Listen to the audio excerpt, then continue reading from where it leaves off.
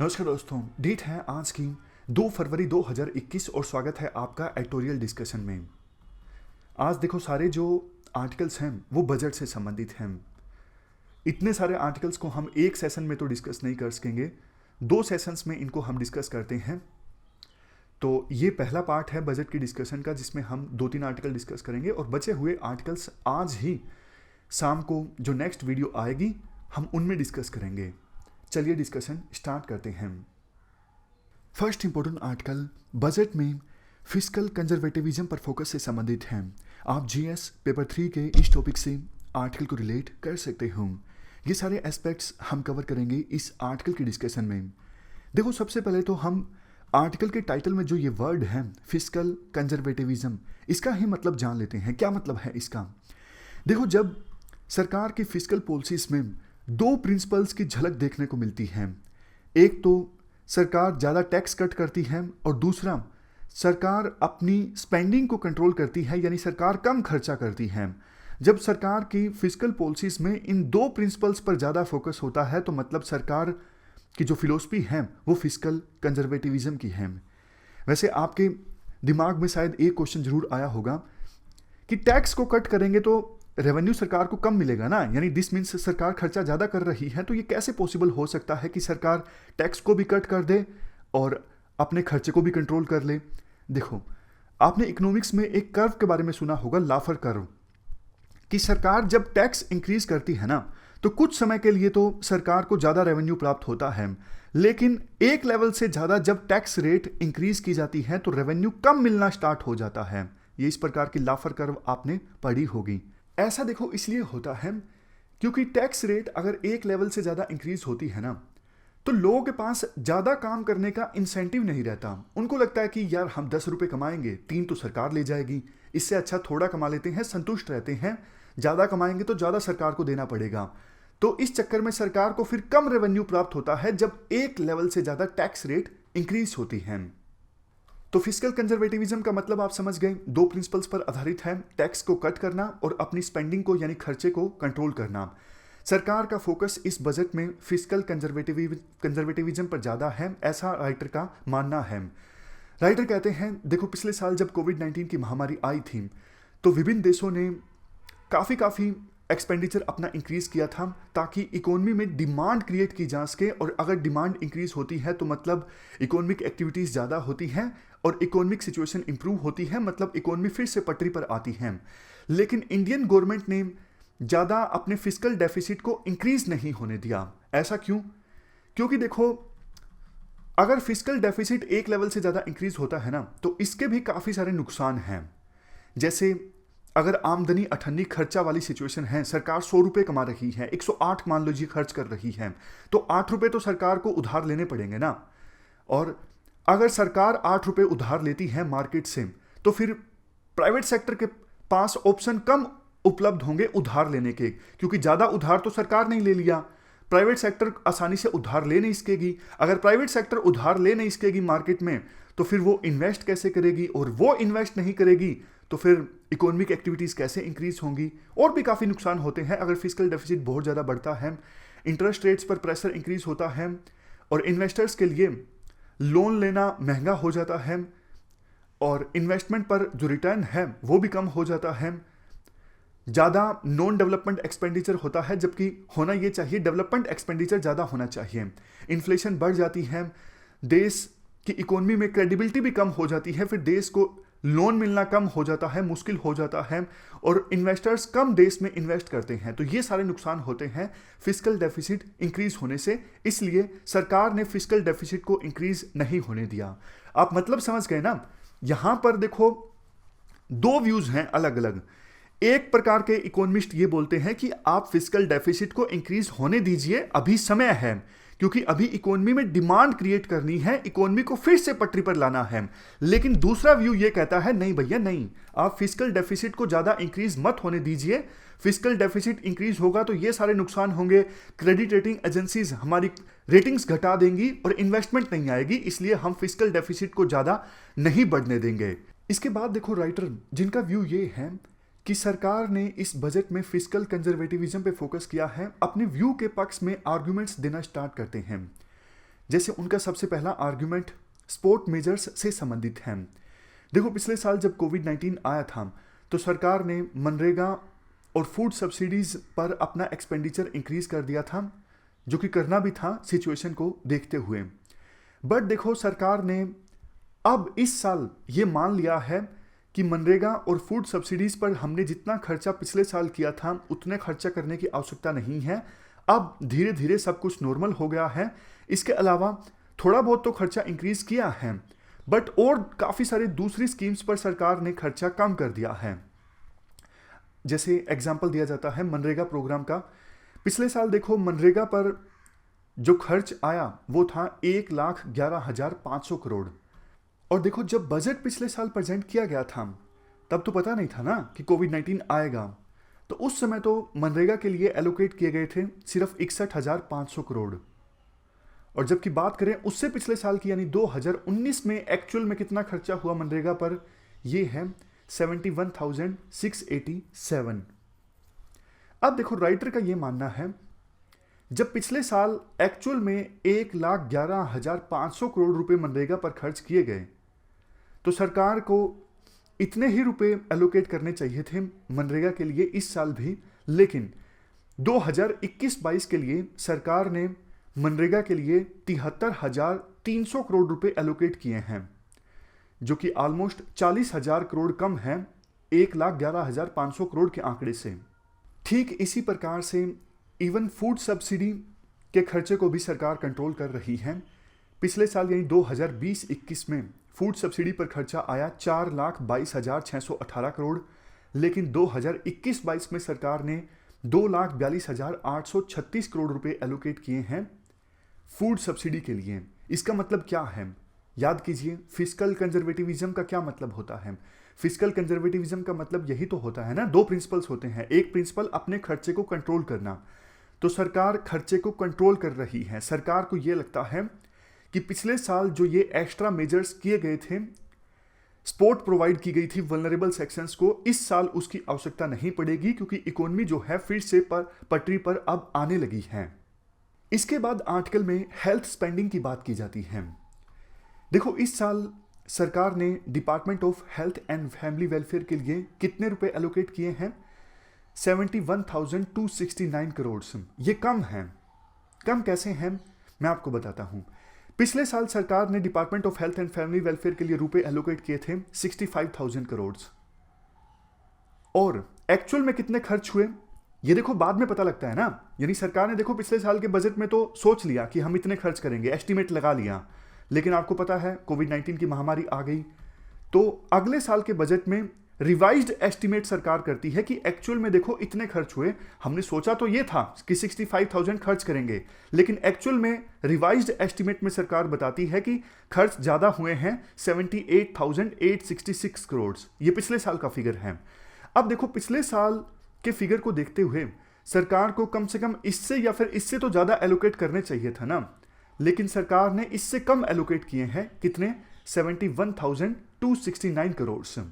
इसके बाद राइटर कहते हैं कि देखो ये दिखाने के लिए कि सरकार हेल्थ पर ज्यादा खर्चा कर रही है, सरकार ने जल जीवन मिशन के खर्चे को हेल्थ स्पेंडिंग में दिखाया है। अब वैसे तो देखो सभी लोगों को पीने योग्य पानी मिलेगा गांव में, तो निश्चित रूप से इससे बीमारियां कम होंगी और ज्यादा अच्छी हेल्थ इंश्योर होगी, इसमें तो कोई डाउट है ही नहीं। लेकिन राइटर का यह मानना है कि जो कोर हेल्थ फैसिलिटीज हैं उन पर सरकार को खर्चा करना ही चाहिए। मतलब जल जीवन मिशन पर खर्च करना, इसको आप नहीं मान सकते कि सरकार हेल्थ पर खर्च कर रही है। जल जीवन मिशन पर सरकार इस साल अच्छा खासा खर्च करेगी। कितना? 50,000 करोड़। ये पूरा जो मिशन है जल जीवन मिशन, ये 50,000 करोड़ खर्च आएगा। और ये पैसा सरकार फाइनेंस करेगी कहां से? Central road and infrastructure fund से। देखो वैसे ये फंड इस्टेब्लिश किया गया था, central road and infrastructure fund, roads और हाईवेज को फाइनेंस करने के लिए। लेकिन सरकार इस फंड का पैसा इस्तेमाल करेगी जल जीवन मिशन के लिए, ताकि हर घर में पीने योग्य पानी का कनेक्शन प्रोवाइड किया जा सके। तो राइटर का एसेंस यही है इस पॉइंट में कि देखो जल जीवन मिशन तो इंपॉर्टेंट है ही, इसमें कोई डाउट नहीं है, बट आप जो कोर हेल्थ फैसिलिटीज़ हैं जैसे primary health care centres, secondary hospitals, tertiary hospitals, उन पे भी खर्च कीजिए। इसके खर्चे को आप यहाँ पे मत काउंट कीजिए और ये मत दिखाइए कि हम हेल्थ पर ज़्यादा खर्च कर रहे हैं। इसके बाद राइटर का पॉइंट है इंफ्रास्ट्रक्चर से संबंधित है। देखो इंफ्रास्ट्रक्चर के बारे में सरकार के द्वारा बोला गया है कि हमने इंफ्रास्ट्रक्चर पे भी फोकस किया है काफ़ी ज़्यादा इस बजट में, लेकिन जितने फंड इंफ्रास्ट्रक्चर के लिए एलोकेट किए गए हैं वो राइटर के अनुसार इनएडुकेट हैं, यानी अपर्याप्त हैं। सरकार की रणनीति ये है कि जो काफ़ी सारे पीएसयूज हैं जैसे एयर इंडिया है, बीपीसीएल हैं, इनमें डिसइन्वेस्टमेंट करके यानी इनके प्राइवेटाइजेशन से सरकार को रेवेन्यू प्राप्त होगा 2021-22 में 1,75,000 करोड़, और इस पैसों की सहायता से सरकार इंफ्रास्ट्रक्चर को बूस्ट करेगी, यानी इंफ्रास्ट्रक्चर को मजबूत करेगी। बट राइटर के अनुसार ये सरकार की विशफुल थिंकिंग है, क्योंकि पिछले साल भी एम्बिशंस तो काफ़ी बड़े बड़े थे, लेकिन सरकार पीएसयूज में डिसइन्वेस्टमेंट नहीं कर सकी थी। तो देखना ये होगा कि इस साल सरकार पीएसयूज में डिसइन्वेस्ट करके और उनको प्राइवेटाइज करके ज़्यादा रेवेन्यू जनरेट कर पाती है या फिर नहीं कर पाती है। तो अभी तक तो देखो हमने फिस्कल कंजर्वेटिविज्म के एक प्रिंसिपल पे फोकस किया जो कि है स्पेंडिंग को कंट्रोल करना। अब दूसरे प्रिंसिपल पर किस प्रकार से फोकस है उसकी भी बात कर लेते हैं कि कैसे सरकार टैक्स को कट कर रही है, मतलब सरकार को कम रेवेन्यू जनरेट हो रहा है। पिछले साल कोविड-19 के दौरान कॉर्पोरेट टैक्स रेट को कम किया गया था और जीएसटी को अच्छे से इंप्लीमेंट नहीं किया जा रहा है। राइटर के अनुसार इससे भी सरकार को कम रेवेन्यू मिल रहा है। पिछले साल सोचा यह गया था कि सरकार को 20.2 लाख करोड़ रुपए रेवेन्यू प्राप्त होगा, लेकिन एक्चुअल में रेवेन्यू प्राप्त हुआ 15.6 लाख करोड़। थोड़ा तो देखो होना ही था क्योंकि कोविड-19 की महामारी आई, इससे सरकार को कम रेवेन्यू प्राप्त हुआ। और जो सरकार ने सोचा था पिछले साल की 2.1 लाख करोड़ हम डिस इन्वेस्ट करके हासिल करेंगे, पीएसयूज में डिस इन्वेस्टमेंट करके, सरकार को हासिल हुए सिर्फ 32,000 करोड़। तो इन दोनों चीज़ों से अब देखो जाहिर है सरकार का फोकस जो है इस बजट में वो फिस्कल कंजर्वेटिविज्म पे है। सरकार ने फिस्कल डेफिसिट को कंट्रोल किया है जो कि अच्छी बात है, बट राइटर के अनुसार अगर देखो इकोनॉमी को फिर से पटरी पर लाना था तो थोड़ा अगर फिस्कल डेफिसिट बढ़ता भी तो कोई बहुत बड़ा इशू नहीं था। इंडिया ने देखो पिछले साल काफ़ी सारे पैकेजेस अनाउंस किए थे और अलग अलग सेक्टर के लिए, जैसे एग्रीकल्चर सेक्टर के लिए, टेक्सटाइल सेक्टर के लिए, और इस बजट से पहले सरकार के द्वारा बोला भी गया कि इस साल का जो बजट है देखो ये उन पैकेजेस की सीरीज में ही एक अगला पैकेज होगा, यानी एक अगला मिनी बजट होगा, ये आप मान लीजिए। और वित्त मंत्री ने तो ये भी कह दिया, जैसा हमने शुरुआत में डिस्कस किया, कि ये जो बजट होगा ऐसा बजट होगा जो आपने कभी नहीं देखा होगा। देखो दो एस्पेक्ट्स में ये बात हालांकि सच साबित हुई कि ये बजट वैसा बजट है जो अभी तक हमने कभी नहीं देखा है। पहला एस्पेक्ट, सरकार ने हेल्थ एंड वेलबींग पर स्पेंडिंग इंक्रीज कर दी है, वो बात अलग है। जल मिशन के लिए ही सरकार 50,000 करोड़ रुपए खर्च कर रही है और उसको काउंट किया गया है हेल्थ एंड वेलबींग में। चलो कोई बात नहीं, मान के भी सरकार ने जो हेल्थ स्पेंडिंग है काफ़ी इंक्रीज हो गई है। इट इज़ नाउ 2,23,846 करोड़, यानी हेल्थ स्पेंडिंग में सरकार ने 137% का इजाफा किया है। ये एक अच्छी बात है, मतलब इस एस्पेक्ट से देखें तो ऐसा पहले किसी बजट में देखने को नहीं मिला है। दूसरा एस्पेक्ट, सरकार ने कैपिटल एक्सपेंडिचर में काफ़ी इजाफा किया है इस बार। 2020-21 के बजट में, यानी पिछले साल के बजट में सरकार ने प्रावधान किया था कि कैपिटल एक्सपेंडिचर होगा 4.12 लाख करोड़, लेकिन इस साल 35% का इजाफा किया गया है कैपिटल स्पेंडिंग में। इस साल एस्टिमेट लगाया गया है कैपिटल एक्सपेंडिचर होगा 5.54 लाख करोड़। देखो कैपिटल एक्सपेंडिचर जैसे सरकार इंफ्रास्ट्रक्चर पर खर्च कर रही है, कैपिटल एक्सपेंडिचर का जो बेनिफिट होता है वो एक साल से ज़्यादा समय के लिए होता है, जबकि दूसरी तरफ रेवेन्यू एक्सपेंडिचर का जो बेनिफिट होता है वो उसी साल के लिए होता है। जैसे आपने कोई ब्रिज बनाया, इंफ्रास्ट्रक्चर इस्टेब्लिश किया, अब वो एक साल थोड़ी ना चलेगा, वो कई साल चलेगा ना। तो कैपिटल एक्सपेंडिचर पर अगर सरकार ज़्यादा खर्च करती है तो ये अच्छी बात है। तो इन दो एस्पेक्ट से देखें तो ये बजट जो है ऐसा पहले कभी नहीं देखा गया है, ये दो चीज़ें काफ़ी अच्छी हैं। इसके बाद देखो यहीं से हम नेक्स्ट आर्टिकल डिस्कस करना स्टार्ट कर देते हैं। सभी को आप जीएस पेपर 3 के इस टॉपिक से आप रिलेट कर सकते हो। इस आर्टिकल में ये सारे एस्पेक्ट्स हैं, एस्पेक्ट्स भी ऑलमोस्ट सेम ही हैं, तो हम एक एक करके सारे आर्टिकल डिस्कस करते जाते हैं। नेक्स्ट आर्टिकल की शुरुआत में ये कहा जाता है 2020-21 में यानी करंट फाइनेंशियल ईयर में जो कि 31 मार्च को ख़त्म होगा, इसमें देश की जीडीपी कॉन्ट्रैक्ट होगी by 7.7% as comparison to last financial year जो कि है 2019-20। पर कैपिटा इनकम डिक्लाइन होगी बाय 8.7%। वर्ल्ड के मेजर कंट्रीज की इकोनॉमीज में कॉन्ट्रैक्शन को हम अगर देखें तो इंडिया की इकोनॉमी में कॉन्ट्रैक्शन काफ़ी हैवी है। काफ़ी सारे लोगों की जॉब चली गई, काफ़ी सारे लोगों को दुख दर्द झेलना पड़ा, काफ़ी मुश्किल भरी सिचुएशन का सामना करना पड़ा। लेकिन देखो राइटर के अनुसार सरकार ने जो प्रोविजंस किए ना पिछले साल इस महामारी से निपटने में, वो बाकी देशों की तरह नहीं है। सरकार ने काफ़ी कम एक्स्ट्रा खर्च किया, जो कि हमने पिछले आर्टिकल में भी डिस्कस किया। सरकार ने ऑलमोस्ट 1% ऑफ जीडीपी एक्स्ट्रा खर्च किया इस महामारी से निपटने के लिए। ये हमने पिछले साल की बात की। अब देखो इस बजट में सरकार ने अपनी गलती को थोड़ा सा तो सुधारने की कोशिश की है, लेकिन ज़्यादा नहीं। सरकार ने कहा है हम 34.5% ज़्यादा खर्च करेंगे, मतलब कैपिटल एक्सपेंडिचर हमारा इतना इंक्रीज होगा, जो कि अच्छी बात है। फाइनेंस मिनिस्टर के अनुसार हमारा जो ये कैपिटल एक्सपेंडिचर इंक्रीज होगा, अब ये कहाँ से, हम फाइनेंस कहाँ से करेंगे, मतलब इतना पैसा लाएंगे कहाँ से? इसके लिए हम आने वाले 2 महीने में 80,000 करोड़ रुपए उधारी लेंगे, यानी पैसा मार्केट से उधार लेंगे, ऐसा फाइनेंस मिनिस्टर ने अपनी बजट स्पीच में बोला। और देखो 2021-22 में यानी ये आने वाला जो नेक्स्ट फाइनेंशियल ईयर है उसमें फिस्कल डेफिसिट रहेगा 6.8% ऑफ जीडीपी, ये सरकार का अनुमान है।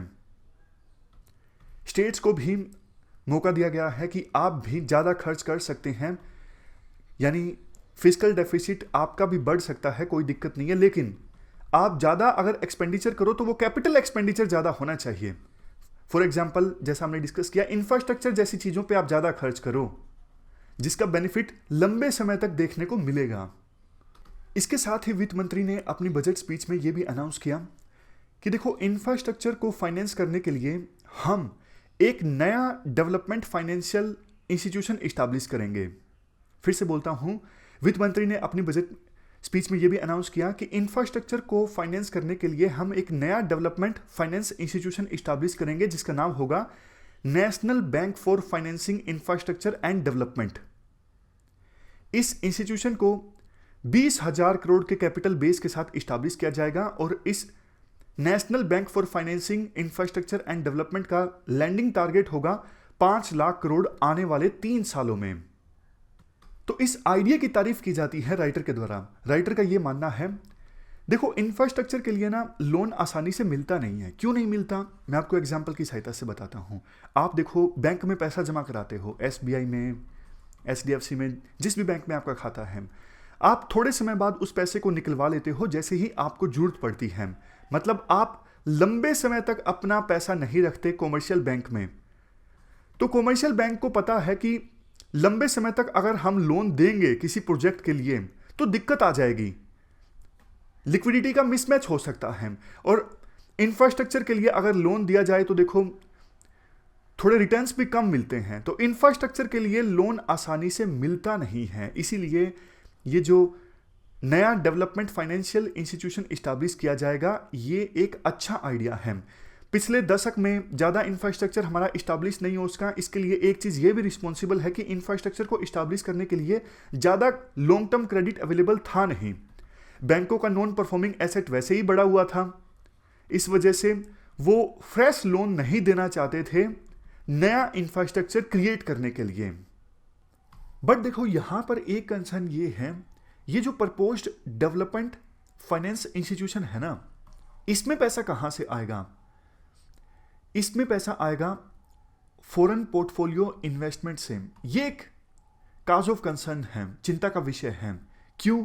क्योंकि देखो ये जो फॉरेन पोर्टफोलियो इन्वेस्टमेंट होती है ना, ये शॉर्ट टर्म के लिए आती है, पैसा बना के वापस निकल जाती है, और एक्सचेंज रेट रिस्क भी काफ़ी इन्वॉल्व है। जैसे फॉरेन पोर्टफोलियो इन्वेस्टमेंट मान लीजिए आई डॉलर में, कल को डॉलर के दाम रुपए के मुकाबले में काफ़ी बढ़ गए तो दिक्कत हो जाएगी। क्यों? क्योंकि ये इन्वेस्टमेंट आई थी इस इंस्टीट्यूशन में, रिटर्न किस में है? इसने इंस्टीट्यूशन ने इन्वेस्ट किया इंफ्रास्ट्रक्चर में, और इंफ्रास्ट्रक्चर में इन्वेस्ट करने से रिटर्न आएगा रुपी में। तो सोच के देखिए ना, रुपी में रिटर्न आया है, फायदा हुआ है, प्रॉफिट आया है, देना पड़ रहा है डॉलर में, और डॉलर के जो दाम है रुपए के मुकाबले में बढ़ गए हैं, तो खामखा के ज़्यादा पैसे देने पड़ रहे हैं ना। तो एक्सचेंज रेट रिस्क इन्वॉल्व है, और इंफ्रास्ट्रक्चर के लिए पैसा लंबे समय के लिए चाहिए, काफ़ी समय लग जाता है इंफ्रास्ट्रक्चर बनने में। लेकिन ये फॉरेन पोर्टफोलियो इन्वेस्टमेंट वाले होते हैं, ये शॉर्ट टर्म के लिए इन्वेस्ट करते हैं। इसके बाद पॉइंट आता है एम्प्लॉयमेंट का। राइटर कहते हैं कि सरकार ने, यानी बजट में एम्प्लॉयमेंट पे काफ़ी कम फोकस किया गया है। वैसे तो देखो, सरकार की उम्मीद ये है कि इंफ्रास्ट्रक्चर पर हम जब इतना पैसा खर्च करेंगे तो फिर एम्प्लॉयमेंट तो इंक्रीज होगा ना। जब इकोनॉमी में डिमांड क्रिएट होगी तो उस डिमांड की पूर्ति के लिए जॉब्स जनरेट होंगी और एम्प्लॉयमेंट इंक्रीज होगी। राइटर कहते हैं ऐसा कोई ज़रूरी नहीं है। 2010 से लेके 2020 का जो दशक था, यानी पिछला दशक था, इसमें देखो ज़्यादातर सालों में जॉबलेस ग्रोथ रही। ऐसा नहीं कि हमारी ग्रोथ बिल्कुल ही कम हो गई, ठीक ठाक ग्रोथ रही, लेकिन जॉब्स इनफ जनरेट नहीं हुई। और कोविड-19 के कारण तो बहुत से लोगों की रोजगार चला गया है।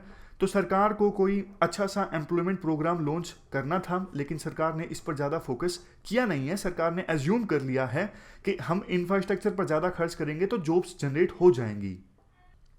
लास्ट में बात की जाती है इकोनॉमिक इनइक्वालिटी की। देखो, ऑक्सफैम की रिपोर्ट आई थी जिसमें कहा गया कि इंडिया में इनइक्वालिटीज़ बढ़ी हैं। जो हमारे देश में रिचेस्ट इंडियन है वो पूरे वर्ल्ड में 12वें नंबर पे सबसे अमीर व्यक्ति हैं, शायद मुकेश अंबानी की बात की जा रही है। तो फिर जो गरीब हैं और गरीब हुए हैं, सरकार को कोई सुपर रिच टैक्स लगाना चाहिए था। जो बहुत ज़्यादा अमीर लोग हैं उन पे सरकार टैक्स लगा सकती थी बढ़ती हुई इनइक्वालिटीज़ को एड्रेस करने के लिए। लेकिन सरकार ने इस इकोनॉमिक इनइक्वालिटी को एक्नॉलेज ही नहीं किया, एड्रेस करने की तो दूर की बात है। तो ये जो सुपर रिच टैक्स का प्रावधान है कि जो बहुत ज़्यादा अमीर व्यक्ति हैं उन पर एक्स्ट्रा टैक्स लगाना, ये कई सारे देशों में है। नाम वैसे राइटर ने नहीं बताए हैं कि कौन से देश में सुपर रिच टैक्स हैं। अब यूएसए जैसे जो कैपिटलिस्ट कंट्रीज हैं वहाँ पे सुपर रिच टैक्स होगा, इसकी संभावना तो कम ही है। देखो, एक चीज़ मैं आपको बताऊं ताकि आपको सारा जो कंसेप्ट है वो क्लियर हो जाए। जैसा आपको पता है, हिंदू में ज़्यादातर जो आर्टिकल्स आते हैं वो लेफ्ट आइडियोलॉजी से संबंधित होते हैं। ना सिर्फ पॉलिटिकल लेफ्ट बल्कि इकोनॉमिक लेफ्ट भी। हमारा फोकस आज के इस डिस्कशन में इकोनॉमिक लेफ्ट पर है।